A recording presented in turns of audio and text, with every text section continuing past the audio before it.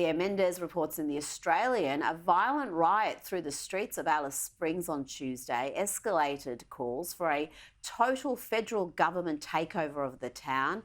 The mayor there is asking the territory's government to temporarily step aside so that order can be restored to the lawless town. Parts of Alice Springs were placed into lockdown about 3 p.m. on Tuesday after a mob of angry people attacked local businesses and cars. Sources on the ground claimed that it was payback for the death of a young man who died when a stolen car overturned last month.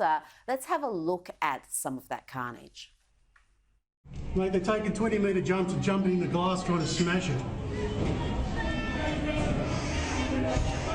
Oh, she's got a brick. Oh, fucking hell. Yeah, it's escalated big time.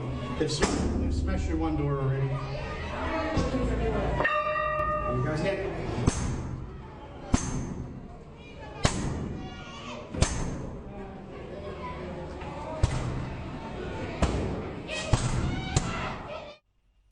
It's just shocking scenes, and we've got videos we can't show you of some really sickening violence too that's taken place.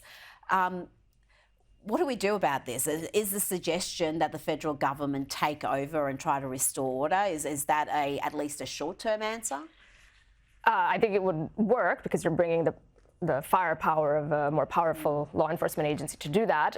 It would anger and a lot of people. I think there would be politicization that comes about with that. That when are the feds interfering with the states? And I get the sense that for all of these things, there's this racial political undertone that has tied the hands of law enforcement, whether it's this issue, whether it's BLM back in the U.S., everything else. That there seems to be a little bit of a hesitation or difficulty in really applying the force that's necessary to curtail crime in these areas. And I think there's some other political undercurrent maybe that's also at play in here for why we're not doing anything about it, because it shouldn't technically be that difficult to rein in crime in these cities, if we really wanted to. Well, we spent so long last year, so much money, so much attention on a referendum, but really consequential changes that can change people's lives today, that's just not happening. The focus isn't on that. And I wonder how many people in Melbourne, Sydney, Brisbane have any clue of that happening. Every now and then it will get into the headlines, it will be covered, but when you speak to people who live in Alice Springs and other areas, this seems to be an ongoing issue.